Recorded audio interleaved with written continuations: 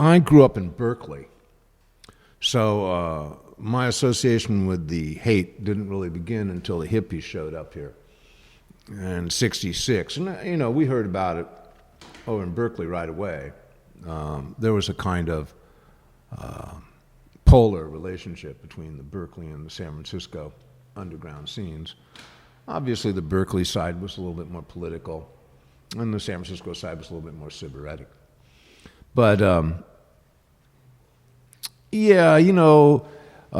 coming over here and scoring pot, going to the free store, just being up and down the sidewalks in '66 was very exciting.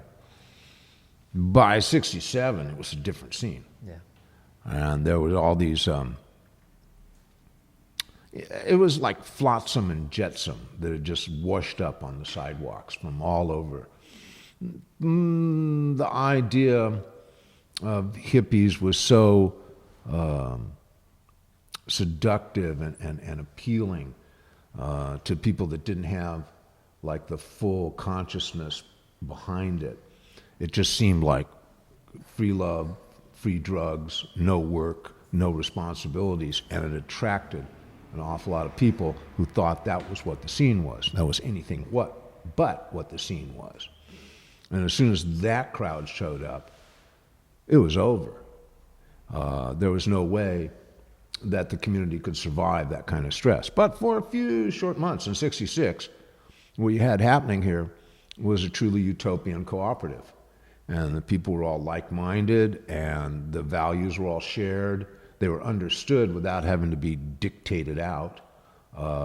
And you can't imagine what that felt like unless you had been there prior to it being available. It was like the change was beyond radical. It was a door opened and there was a new world. Now, so much of this was created by the advent of LSD. And a lot of the people that discuss this historically, they leave that part of it out. It's as if this was a social movement that just sort of generated itself. But actually, it was generated by the use of LSD. One dose of LSD is effective in terms of changing the outlook and the reality and the perception of anybody who uses it. It's just, they find that out in clinics. So, 1964, Owsley Stanley starts producing LSD over in Berkeley. It's the first time that LSD had been made available by a private party. Previously, it was only available out of Sandoz Laboratories in Switzerland. And nobody really knows, but somewhere between 500,000 and 5 million doses came out of Bayer Laboratories between '64 and '66. Holy shit. Yeah, and that was Johnny Appleseed, man. That started, all those doses were the original people taking LSD and stepping through that doorway.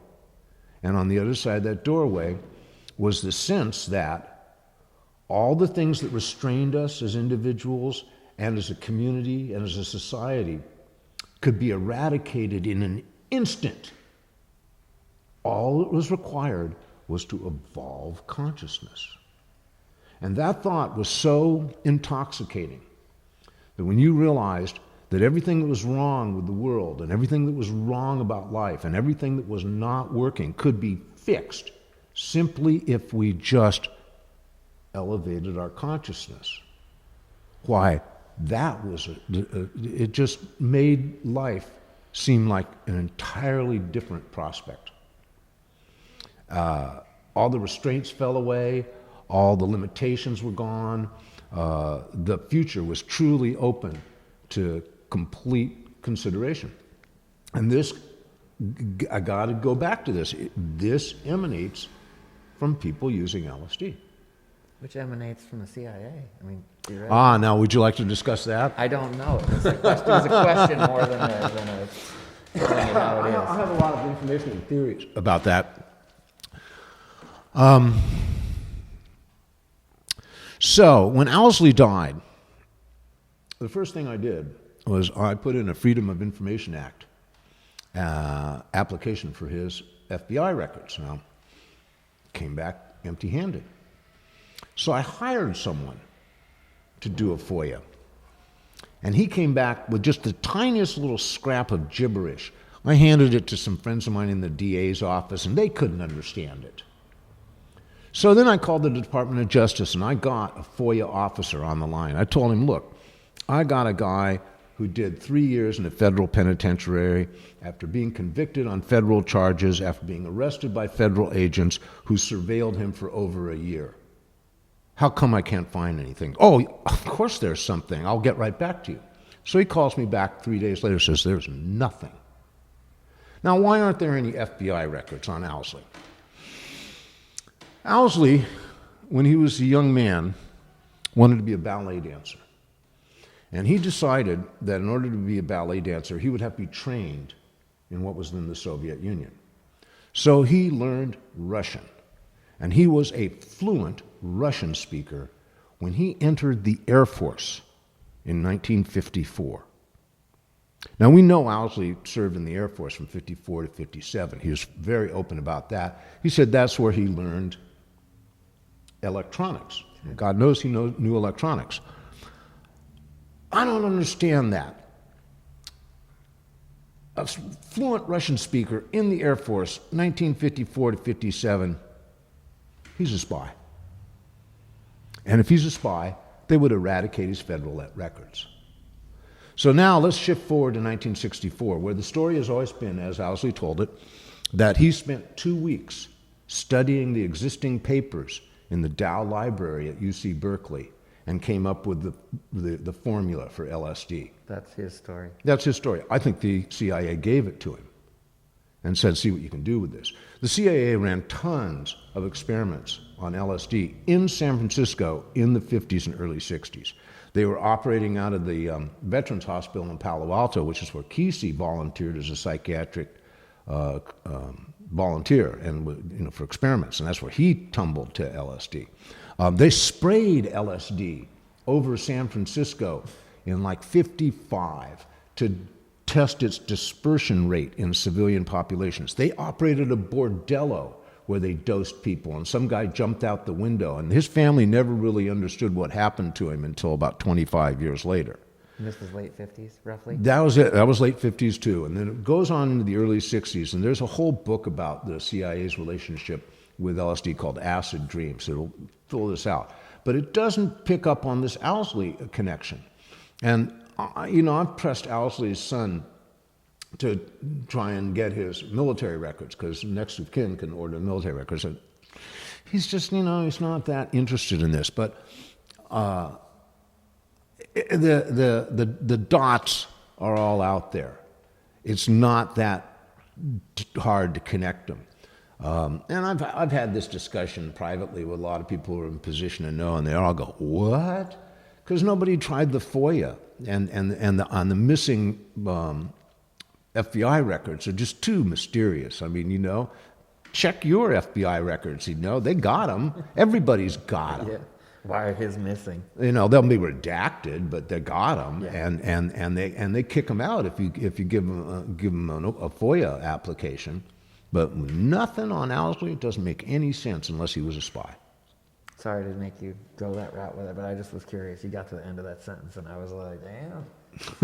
But, well, that's probably a little bit more than you were looking for here, and it's highly speculative, but it's just a little sack of facts that I carry around and wonder about from time to time. But having been there at the time when Owsley was producing all the LSD we were taking, I'm very well aware of several things. One, it was really high quality material. It was clean, it was powerful, it came in big doses, and it was good shit.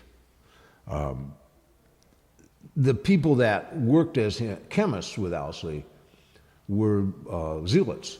They were missionaries. They thought LSD was going to change the world. And they went extraordinary lengths to see that their compounds were stable, clean, well produced. Now, as the whole thing began to mushroom and interest in this, and I hesitate to call LSD a drug. I really prefer to refer to it as a chemical. It leaves the system in about 10 minutes after you ingest it. And everything that happens to you is a chain reaction of organic substances in your body. So all that stuff was already there. The LSD just cued a chain reaction that makes that happen. That's so fascinating and so important never in heard this it whole described thing. like that. No, it's That's really awesome. important stuff. So I don't call it a drug. I call it a chemical. And as its popularity expanded, it grew beyond the realm of the initial people who were making it.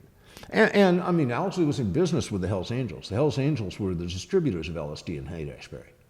And they were selling like $50,000 worth a week. And you can do the math because they were about $3 a cap.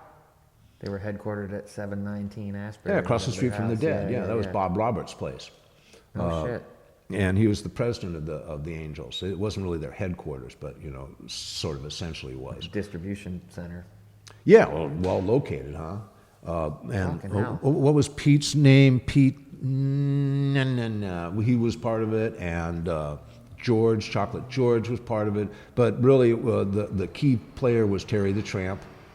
And Terry the Tramp was the business partner of Owsley, and they handled the distribution of this stuff. But as I'm trying to say, as the popularity of this drug, this chemical, advanced beyond the ability for these original chemists to produce that, it moved into the hands of a criminal underground. And by 1968, the drugs were no longer that pure. The people that were making this stuff, they were throwing strychnine into it because it elongated the trip. They were mixing it with speed, which overstimulated the users, and you saw a lot of that at Altamont. People taking LSD that had been cut with speed. And why do I know that at Altamont? It's because one of the common things that happens when you take LSD that's cut with speed is you take off your clothes. Your clothes become binding. And so you end up naked. There was a bunch of naked people wandering around and getting their asses see it in the handed to them. footage. Yeah, at Altamont, yeah. Crazy. Yeah. Sorry, man. I'm taking it all in. That's Yeah, a no, lot. this is very It's hard to amazing. understand from the context of where we are here now in all these years later. At the time, it was a much simpler life. The world was coming out of the Eisenhower era. There were stresses that were beginning to show, cracks that were beginning to make themselves present in the social structure but really, it was a simple time. TV was mostly black and white. Movies were all these fantasies coming out of Hollywood. They weren't really dealing with social issues of any significance. Everything was a dream machine. It was the American way of life. And the tensions and stresses that were underneath that veneer began to erupt as this post-war generation began to assume their majority. You throw into that sort of innocent time and that moment of convergence, you throw in this, what the Israeli army would call a baltam. A baltam is something unexpected that you can't plan for. But you throw in this baltam of LSD, and boom, you have a new world. And it's never changed, it's never gone back, but nothing ever does it? And you just can't measure the effect of it. Everybody talks about how the music and the political demonstrations and the lifestyles changes and the fashion and the sexual mores and all that. But, really at the center of this, at the core of this, the spark that made everything go boom was LSD. Damn. That was incredibly well explained. Man, that was like you just took my whole project and basically zeroed it down to something that no one's pointed directly at. It's been mentioned a lot. It's an avert your eyes thing. Yeah. It seems somehow to people, they're uncomfortable with the idea that LSD was such a catalyst for this. It somehow maybe they think it marginalizes or trivializes it in some way, but it doesn't. It really is that was the switch that turned everybody on. And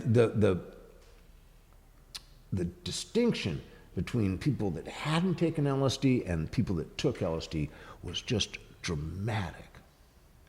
And here in San Francisco, as hundreds and hundreds of people experienced that every week, and the LSD community grew, they sought each other out. And they could tell right away. You could look at someone and go, likely person, but not yet. Already done it, we know. I mean, you could just tell. And they gathered in the rooming houses around here in the Haight, because that was where the SF State students were living. It was a close bus ride to SF State, and these rooms were cheap. You'd get $15, $25 a month. They got North Beach, which had a kind of like history of that back to the Beatnik era in the 50s, was also still a sort of like hotbed of that underground kind of thinking, as was Berkeley. That's where Owsley was. So there were these little petri dishes of communities. And the big event in the history of the Big Bang of the San Francisco music scene was an event that took place in August of '65 at the Longshoremen's Hall. It was a dance thrown by 4 hippies who called themselves Family Dog. And they called their dance a tribute to Dr. Strange. And the headliners were this band, sort of a little bit like the Byrds, but they had taken more LSD than the Byrds, and they were called the Charlatans, and they'd spend all summer playing in a ghost town up in Nevada called Virginia City. So they were the headliners, and there was this band called Jefferson Airplane that had just started playing a nightclub over in the Marina District that they had opened, an old pizza parlor that they'd repurposed to play their music in. They were a bunch of old folk musicians who'd taken LSD and discovered electric guitars. And there were a couple other bands. There was a band called the Marbles from Berkeley, and there was a band called the Great Society. There was a singer in there named Grace Slick who would turn into something sort of important. She was in that band with her husband's brother. It was the thing was just starting out. There were like 1,000 people at this dance. Now, in the course of my research for the book Summer of Love, I talked to a lot of people that attended that event. And every one of them had the same experience, which is that they went in, they looked around, they saw all these people with their hair long, wearing all this Salvation Army cast-offs, and they went, I didn't know there was so many of us. I mean, John Cipollino eventually joined a band called Quicksilver Messenger Service, become one of the real stalwarts of this whole thing. He climbed up on the stage so that he could look out and look at the audience and see all these people that had been growing their hair. Because this had been a private kind of thing that had been going on in people's homes and apartments, hadn't really been brought out in public. And then this dance shows up and 1,000 people come and everybody goes, wow. 65, you said. That's August 65. So, January 66, they started at the Fillmore, and April 66 started at the Avalon. And in January 67, they have the be-in, and, the estimates of that crowd always are dubious. They say 100,000 people were there. Oh, okay, 100,000 people there. If there were 60,000 people were there, which is probably more like it, it was still just beyond belief. And the cops couldn't understand it because they'd never had a crowd that size that didn't have drunks and fights and that picked up their trash. It was just beyond them. They just didn't, what was that? 60,000 people just showed up, nobody got drunk, nobody fought, and when they left, they picked up their trash. That had never happened before. Was the LSD at that point still coming from Owsley? It hadn't shifted to like an underground cut with speed? Owsley stayed up late 5 nights pumping out tabs for that event. So that event was still the pure real He handed out thousands of tabs of acid that day. I saw that as a really key observation on your end, like to know when the shift between what everyone was getting was what you were supposed to getting, and like how you describe Altamont, where by then it had speed and strychnine and whatever else in there. But the being was all still the original recipe. Oh, the be-in was the last pure moment, because after that event, that spread the word throughout the country. And the funny thing is it was the establishment that did all the advertising. It was all these straight, square news reporters coming in and going cluck, cluck, cluck, cluck, you know, and they would describe the hippies in shock and horror, and all across the country, young people were going, "Wow, that sounds pretty good." But it made it onto national broadcasts and stuff like that. Oh, you know, you can dig it up on YouTube. Harry Reasoner, CBS, The Hippie Temptation. He interviews the dead, and Garcia's sitting there smoking cigarettes and laughing his ass off at these guys. And, you know, Harry Reasoner said, "Oh, the hippies want to be saints." You know, I mean, it was just hilarious stuff. The movement was guaranteed to be misunderstood by the powers that be. There was no way that people who had grown up and invested in the values that they had with the Depression and the Second World War, there was no way that those people could understand what these young people were talking about, because they'd grown up in an entirely different world, a world free from the kind of strife and responsibility and terror that their parents had grown up in. I mean, my mother graduated high school in 1932. Her father dropped dead of a heart attack, and she had a younger sister, and there was no work, and, you know, she had to go to Minneapolis to support her mother and younger sister and work as a secretary. You know, and it's like, my father had a similar experience, and, you know, 9 years later, he was in the war in Texas, you know, getting ready to get his ass shot off. So, I mean, this was a formative generational experience that their children didn't share. Mm. So there was such a gap. Nobody could really understand each other as far as that went. The whole thing disintegrated so fast after the be-in. The idea that all these people were going to be coming to San Francisco that summer suddenly just filled the air. And I'm sitting around an apartment in Berkeley, April, and there were a number of us discussing all the things that are going on. It was a common discussion amongst us at the time. It was daily events, and, you know, you were trying to weigh it and evaluate it. And somebody said, "Yeah, man, I hear 100,000 people are coming to San Francisco this summer," right? And somebody said, "Now, if I can just think of a way to get $1 from each of them." And that just rang in my head like, whoa, that's not the evolved consciousness we're seeking here. That's exactly what we're trying to get away from. I'm not sure this is going to work out. That was a big alarm bell to me. Yeah. And I realized that what was happening was out of control. So in June of 1967, I left the Bay Area and went to Indiana. And spent the summer of love, you know, hiding out where there weren't hippies. When I got back, the Haight was trashed. There had been fights every night on the street. The cops had been throwing tear gas at these people, and they've been throwing it right back at the cops. How long were you gone? Like, when did you come back? I came back in September. Okay. Yeah. Just the whole summer. Yeah, I spent the summer away, and it was a mess. And speed had just washed through the Haight. Now, when I left, speed wasn't an issue. So in 3 months, suddenly, like, this entire street was just full of these speed freaks, and they were a mess. And they weren't hippies. They were just people with long hair. They were, you know, useless. Not kids that came out for the big thing and just, like, fell into it, or? Yeah, there was those, and there, you know, some of them just came up from San Mateo and fell into it. But you know, this was no longer a utopia. Yeah. This was now a shithole. Wow, it's crazy. Just in that short of time. 3 months, you yeah. were gone.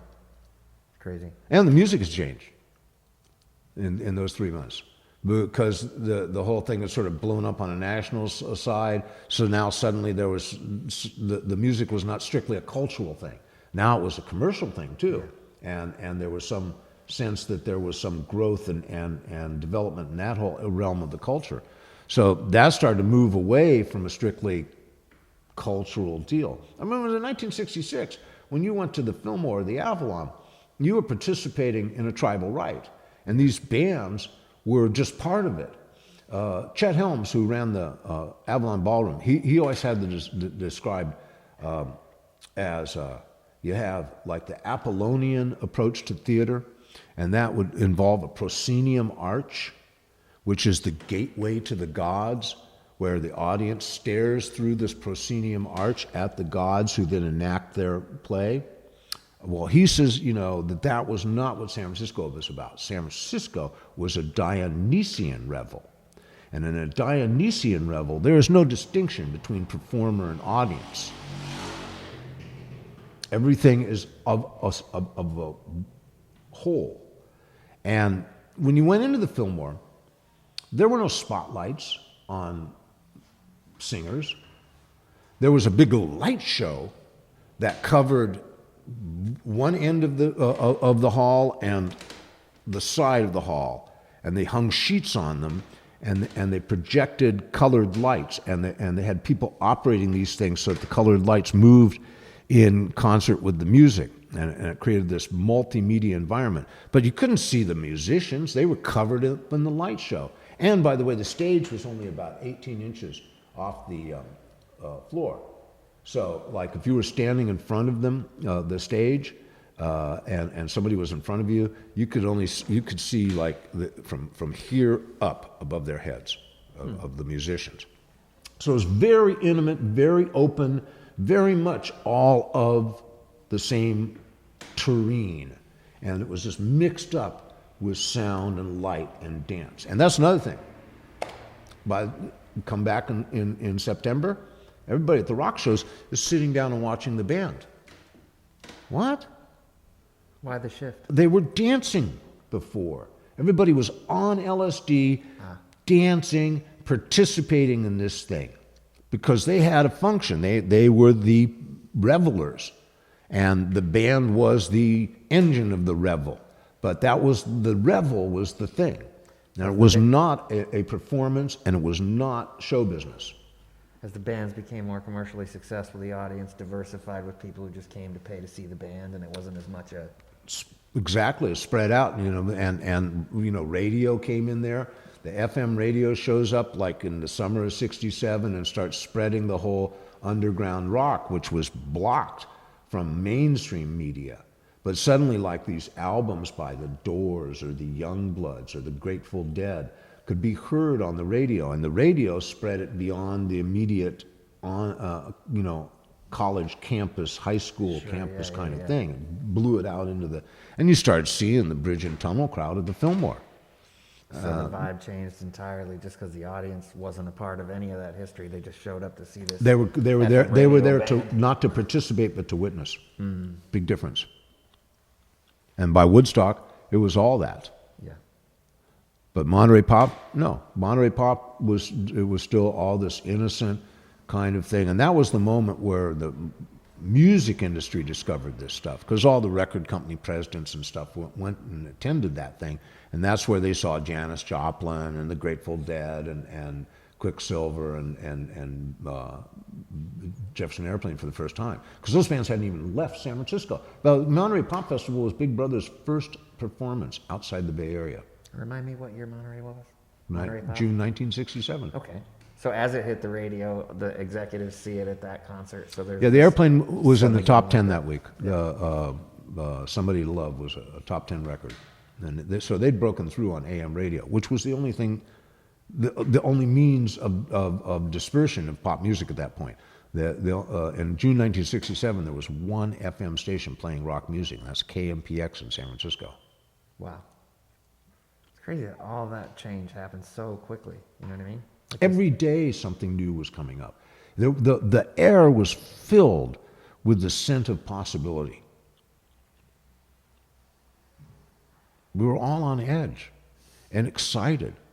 And this the palpable sensation of a new world of this rich promise was just it was amongst us. You could almost touch it. Man, I'm blown away by the amount that happened in such a, you know what I mean? Like little bits of this I know separately, but to hear how woven together they are in such a short span of time, it's no wonder like the death of the hippie and all that stuff comes out of this in a very, just a short period of. Well, the Haight-Ashbury community was the hardcores, right? You know, all those guys in the Summer of Love Council and the Diggers. And I had some Diggers stew. I went a couple times to pick up the stew in the Panhandle. The community that settled here, the hippies, were so strange and so unique that the existing community that had been here all along was a little taken aback. I mean, this was a pretty strongly African-American neighborhood. It was, referred to as a mixed neighborhood now, but there were a lot of black families in this neighborhood. Merle Sanders grew up here. He grew up here and raised his family, and long before Jerry Garcia mapped this neighborhood out. And I remember there was a liquor store on the corner called Uganda Liquors, and it was, a black bodega. Yeah. And suddenly the hippies were thronging there, to buy their, their groovies, their candy bars and stuff like that. And the mingling of those two cultures was happening. I remember going to the Free Store, which was another fantastic hippie thing, where they had all this stuff on the shelves and they were all free, It was like, and I remember seeing these older black women, a couple of them in there. They were like church-going ladies, and they were like, I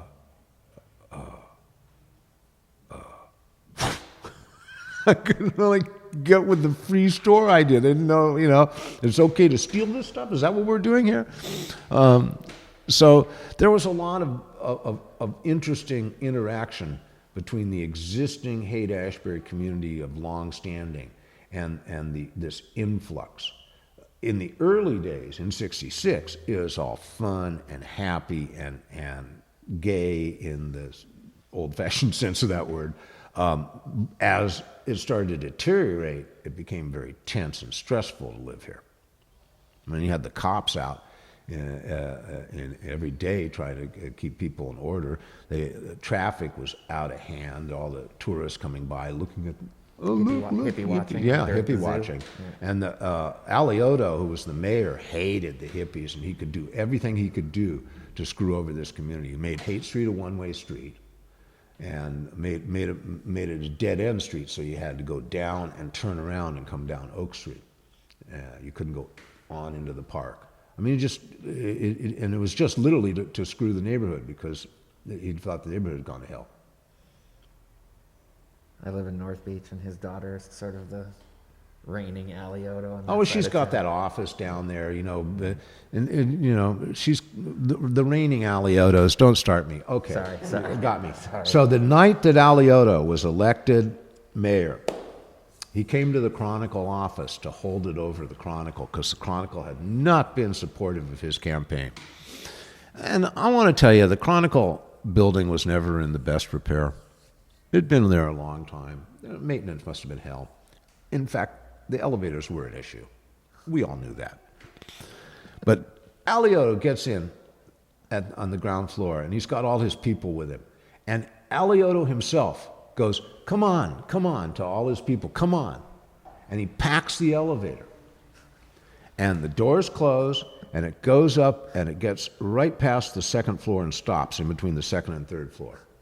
And on election night, at the height of his moment, he spends an hour and a half with 25 guys in an elevator. Now, when we finally got the doors open, the first thing we did was get a photographer there. Yeah, definitely. So instead of having his picture on the paper the next morning like this, right, what we have is him emerging from this elevator looking like a sweating rat with this distressed look on his face, and it's just, our new mayor. Was that the cover photo? That was the front page photo. But that's the Chronicle for you. I mean, when the cops came to arrest Warren Hinkle, we knew where Hinkle was, but we had trouble finding a photographer. That was the thing. We had to hold the cops, we'll get him. We had to find a photographer, because we weren't giving them Hinkle until we got the photographer.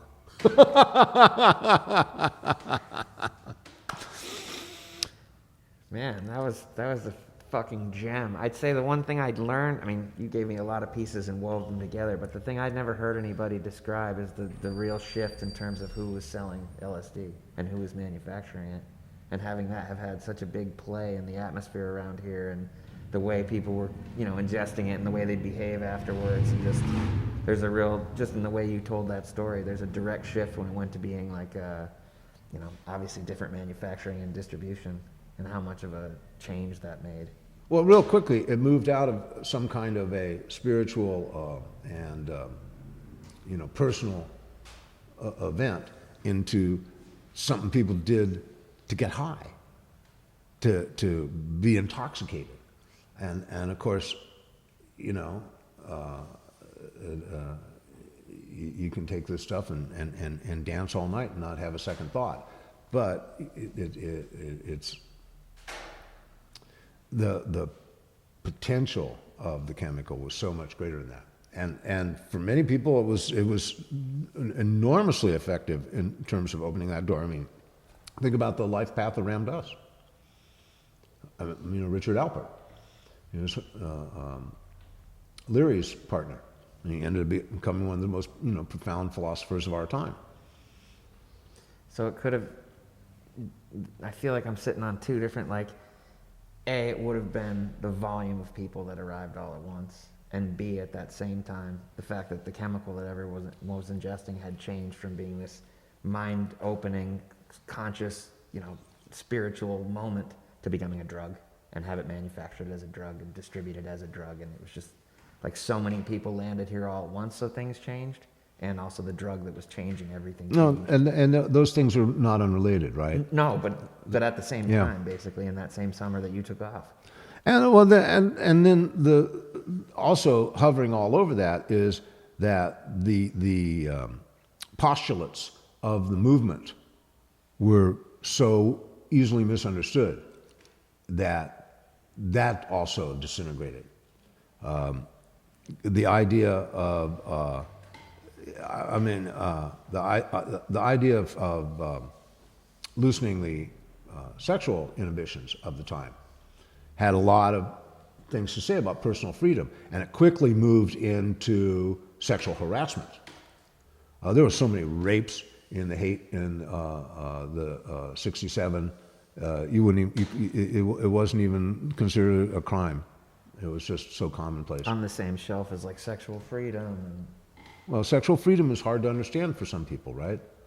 It really is an independence. It is a personal liberation. But other people less, evolved saw it as just an opportunity to, enforce themselves on people, and that was really common. Women were not really highly regarded in the hippie world. Women's liberation came later.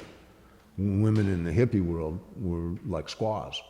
That's actually a description that one of the Grateful Dead members used in an interview with me. He said, "No, they're like squaws." Damn. I hadn't heard it told like that. Well, the hippie movement was not entirely evolved. It was beginning to evolve. It was something that was questioning things. It was opening up, but it was still attached to its roots, the roots of Eisenhower America. Yeah. I mean, if you weren't there, it's hard to explain. Well, you just did a really fucking good job, man.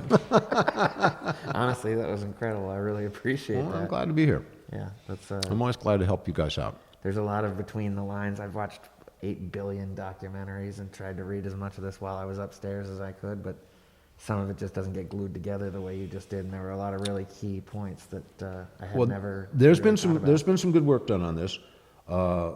There's a book by a guy named Jay Stevens called Storming Heaven. It's a very good account of the history of LSD. That book, Acid Dreams, I mentioned, covers the CIA's involvement. And then John Markoff from the New York Times wrote a book called What the Dormouse Said. And that book very carefully and very scrupulously traces the roots of the personal computer movement to the use of LSD. Rad. Because Jobs and Woz were all big acid heads. And as were most of the guys down there involved in the beginning of the computer world, they're all spurred into that new world because they opened the LSD door. And Markov's book is marvelous in terms of like detailing that. I mean, there was one clinic down in Menlo Park that administered LSD, and all these guys went there. It's the one with the two-way glass in the living room or whatever. It's supposed to be like there was a bunch of guys watching everyone's behavior through the window in the wall or whatever. Somebody was just telling me there's a house in Menlo Park where there was just a ton of experiments done, and the people that own it today still have the one-way glass. Why would you want to lose that? Yeah, I mean, a piece of history in your living room, you'd think it'd still be there. Man, I couldn't ask for any more of your time. You just gave heavily. That's like between you and Stanley. If I wasn't able to record anything else, that's an enormous amount of information to be able to give who comes here after. So I really, really, really appreciate that. I'm glad to be here. Yeah, that was awesome.